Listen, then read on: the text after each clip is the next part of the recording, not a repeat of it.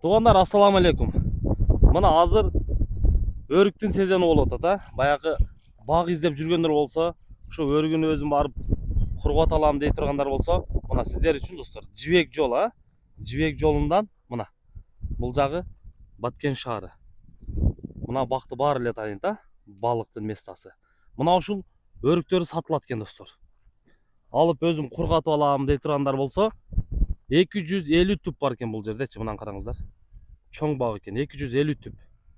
Басы келишим баада деп атат. Келиңиздер дагы мөмөлөрүнү көрүп, ошого жараша баа кылып сүйлөшсөңүздөр болот экен. Мына кургатып өзүм иштеп алайын дей тургандарга, өрүк менен иш кыла тургандарга жөнөтүп коюңуздар, балким издеп жүргөндөр бар да.